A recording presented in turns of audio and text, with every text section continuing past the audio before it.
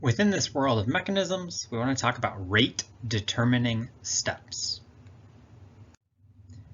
So when you're dealing with a reaction mechanism, you're saying you have a sequence of chemical reactions that have to occur, right? You have all of your elementary steps, and they have to happen one after the other. And each of them depends on a collision. Each of them has a collision with an associated activation energy. There are steric concerns, orientational dependence, all that good stuff. And so one of them is going to be the slowest. One of them will be the slow step. And we call that the rate determining step. You also hear it referred to as rate limiting. So that word determining, what you are saying is that the overall rate of the entire overall chemical reaction is determined by the rate of that slow elementary step that's in the mechanism.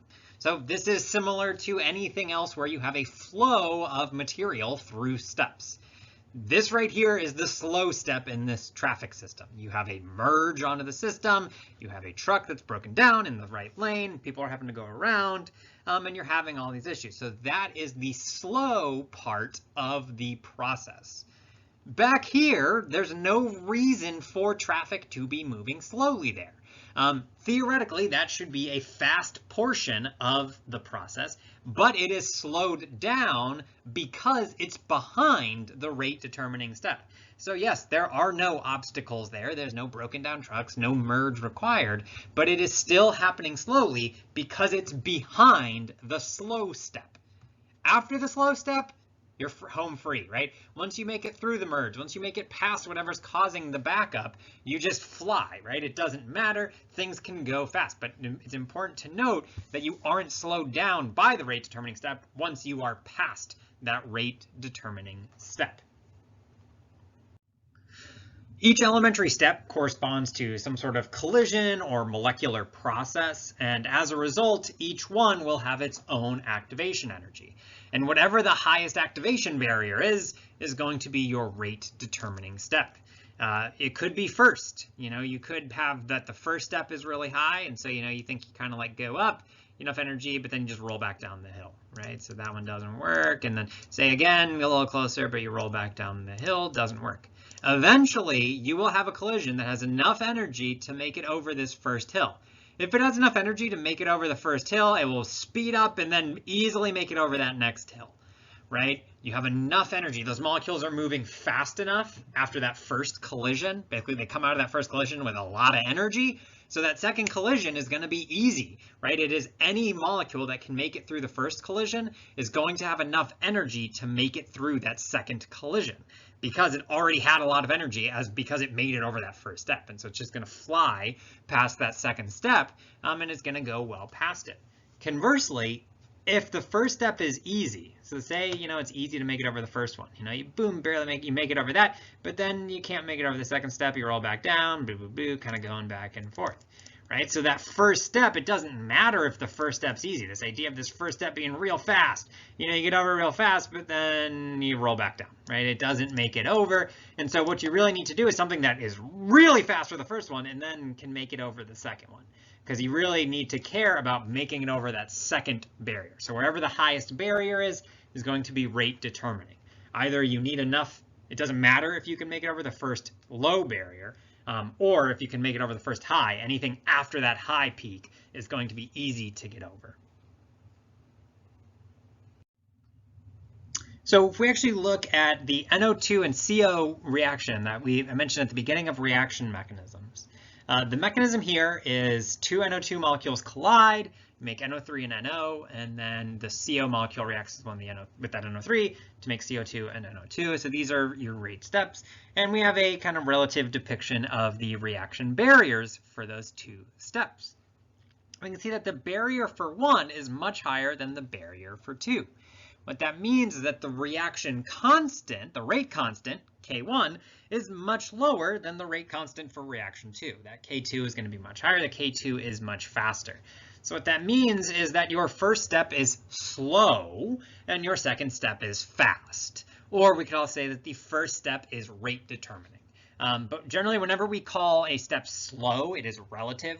We're not necessarily saying that everything else is very fast or anything like that, or that it is even a slow step. It is just the slowest of this reaction mechanism. So if you had, say, 7 steps in your reaction mechanism, one has to be the slowest step, and we call it the slow step.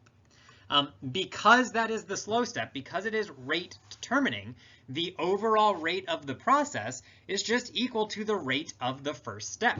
That is what we mean by rate determining. You can just say the overall rate is equal to the rate for the first step, and you can just, because the first step is elementary, you can get the order from that reaction coefficient. So that is just a collision of 2 NO2 molecules, so it's going to be second order. That comes from that 2 that's right there.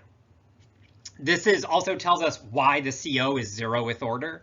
So increasing the amount of CO doesn't increase the rate of the reaction because CO shows up after the rate determining step. That's part of the fast step. So if you put more CO, the second step will get faster, which is great. It is there. The second step will get faster. But the thing is, the second step was already fast. So making the second step faster will not be noticeable, right? You won't notice it because it was already the fast step. The slow step is just making the NO3 for the CO to react with, right? You have to make this as an intermediate that then shows up in the second reaction. So that first step is rate determining. That is what's slow. You're not low on carbon monoxide. That's not your problem. It's reaction. The problem is getting that first step to happen. So that's why CO is 0th order. It's in the reaction mechanism, but it's in the fast part after the rate determining step.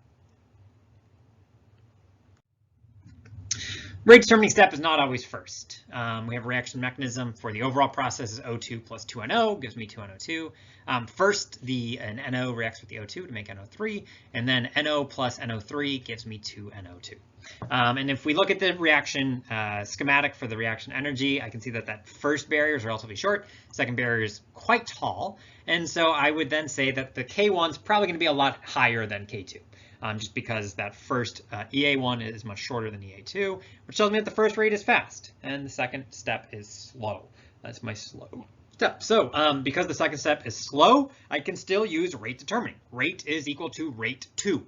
Okay, that works. Rate is equal to rate 2. That is my rate determining step, so I can just use that right there. But you will note that NO3 shows up right in there. And NO3 is then what it actually matters. And that makes sense. NO3 is a reactant in the second step. But you will also note that NO3 does not show up in the overall reaction. It is an intermediate. So it is true, the overall rate is based on the concentration of NO3. NO3 is a highly reactive molecule that you are not putting in as your reactant mixture. So we don't want that to show up in our rate law. Right? What we want is a rate law expression that is based off actual reactant concentrations, because that's how you actually set up your reaction mixture. So we're going to need to do some algebra tricks, some algebra work to get rid of that NO3, to figure out what the concentration of NO3 is based on the concentrations of reactant species. So what we can do is we can kind of look into what's going on here. We know that this first step is fast and it happens relatively quickly. Most importantly, it happens relatively quickly relative to that second step. And so what that means is it just starts happening, right? The overall process isn't happening, but you are forming NO3. You are just starting to react NO and O2. So we have our NO is right here, the red and the blue, and the O2 will make it a vertical orientation, is the 2 red oxygens. And so they're combining to give the NO3, and this reaction does just start to happen, and the concentration of NO3 starts to increase. And so our issue is what happens with that NO3. The NO3 has a couple different changes that it can do. It has 2 possibilities. It can undergo the second step, and the second step that we've identified right here. It could interact, it could collide with another NO molecule, and it could undergo the change, the slow step that we're interested in, make our products. Or it could fall apart. It could do the reverse of the first step. And that's relatively fast, right? That would be the barrier is just right here to get up to that right there. That's pretty easy. That's a really short step. So that ends up also being fast. And so it starts to happen. This idea that we're kind of broaching is the concept of microscopic reversibility. So when we talk about reactions, we say that these molecules are reactants and this molecule is going to be the product, and this is the reaction, this is the direction that the change happens in. But atoms don't care. Atoms can just change anyway. And if there is some sort of elementary step that can happen where there is a collision of atoms that causes a change, the opposite process has to be possible.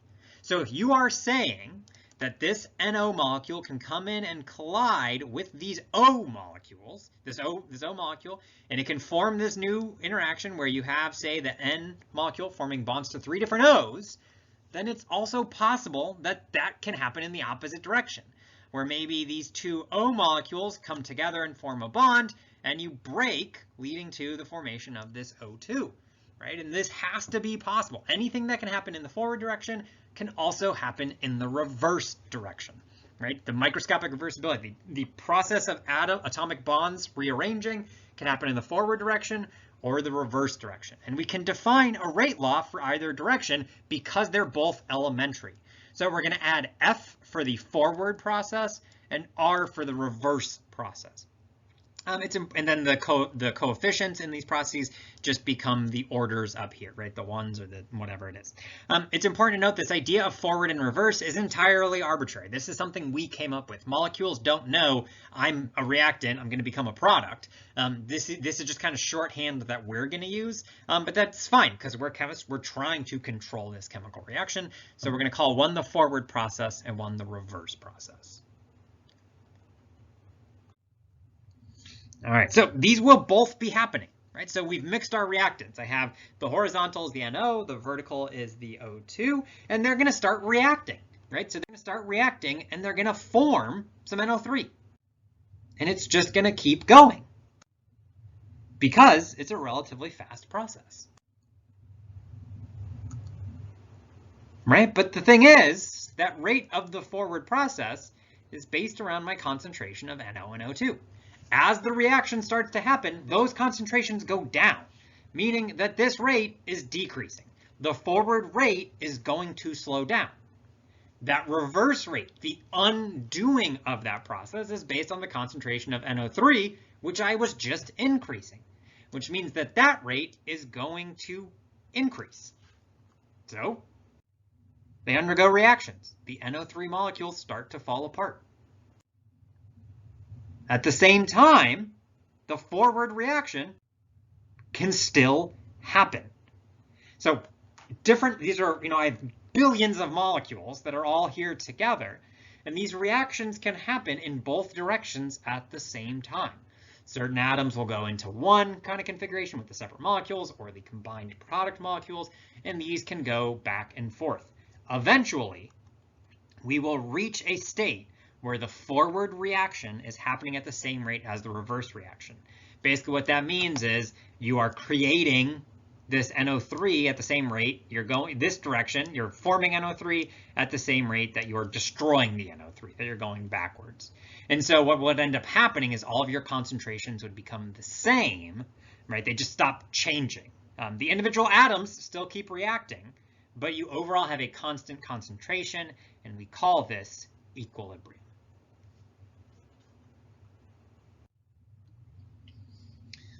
So when we have our first reaction being fast, that first reaction is in equilibrium.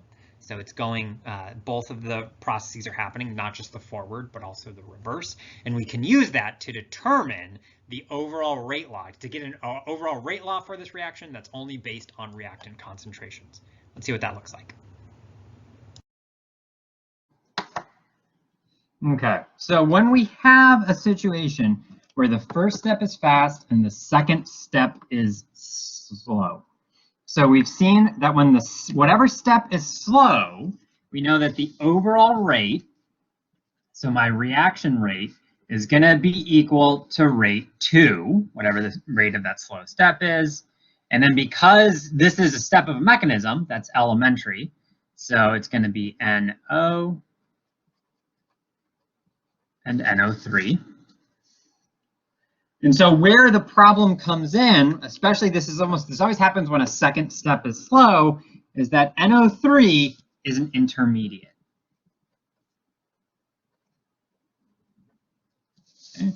So NO3 is an intermediate, so I don't want to say the overall rate is dependent on the concentration of an intermediate. That is true.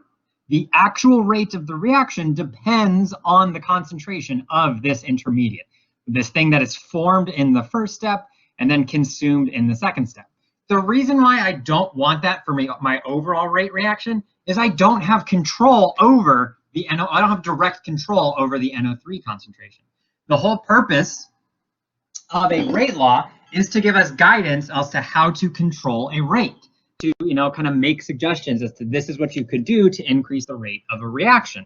And if NO3 is an intermediate, we're not adding it to the mixture, right? That's not something we're choosing. That's something that just happens as a result of how these reactions all flow together. All these steps all flow together. So that's where we want to use the fact that this first step is fast. So because the first step is fast, this is the idea where we go to equilibrium.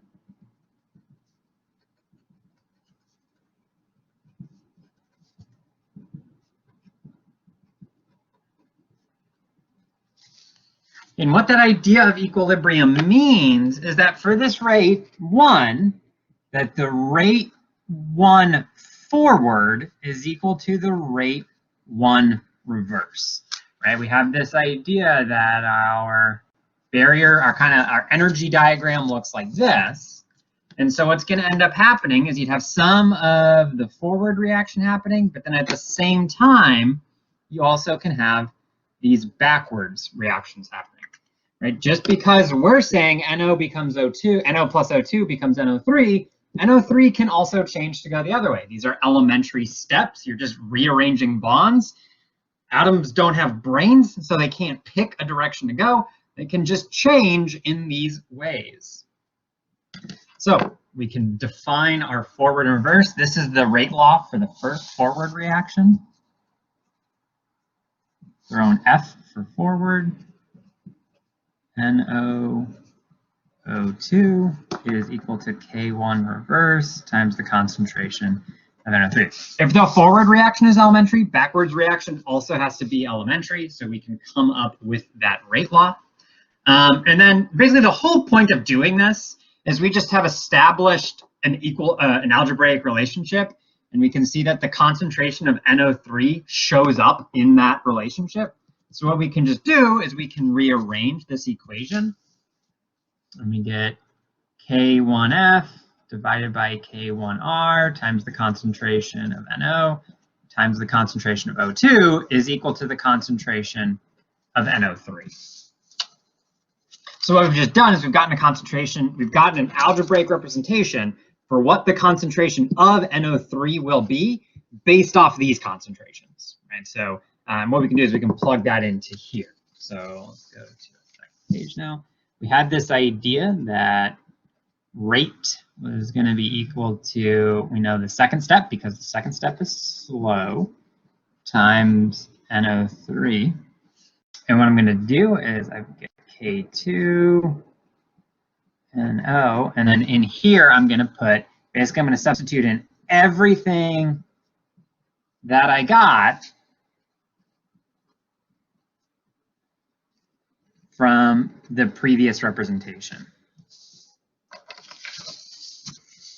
What the concentration of this intermediate was based off those reactant concentrations. And so these are things that I can control now.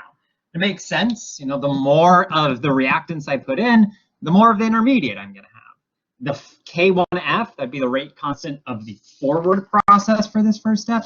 The faster that is, the higher the concentration of NO3 is. The faster the reverse is, the undoing of the NO3. If that's really big, you're dividing by a big number, you're going to decrease it. So what we can do now is we can take this and basically we can rearrange these things. One of the things we can see, I have NO concentration showing up twice. I can group all the K's together. K2, K1F divided by K1R, concentration NO squared, concentration O2. And that is my overall rate law.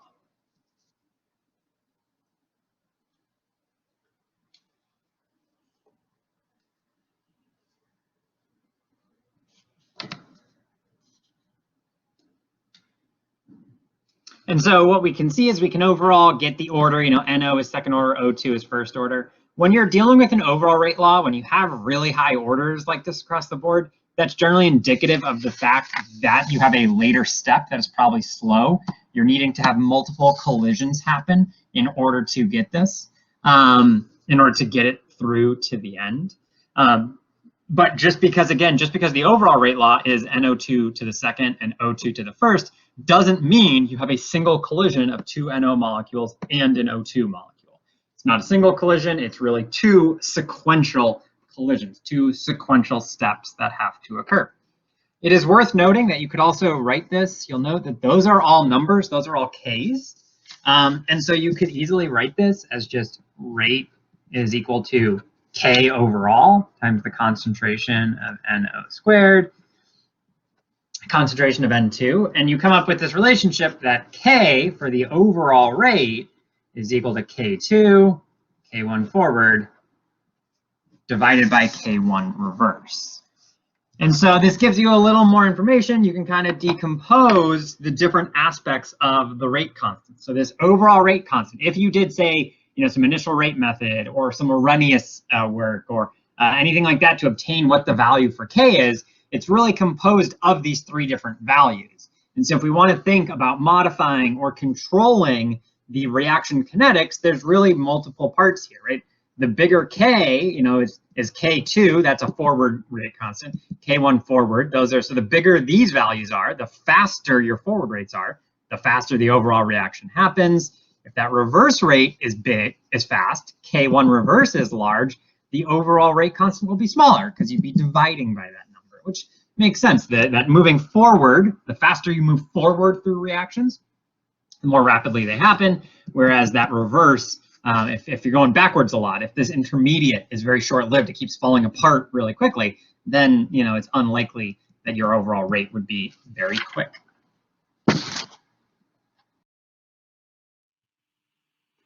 Participation 2-4, question 3. Consider the following reaction mechanism. 1, first step, A plus B goes to C. Second step, C plus B goes to D. What will the overall rate law be if the first step is slow? This is the third question on participation 2-4, due Friday, February 4th at 11:55 p.m. over on Blackboard. Link to the assignment is right below the links to these videos. Again, consider the following reaction mechanism. First step, A plus B goes to C. Second step, C plus B goes to D. What will the overall rate law be if the first step is slow?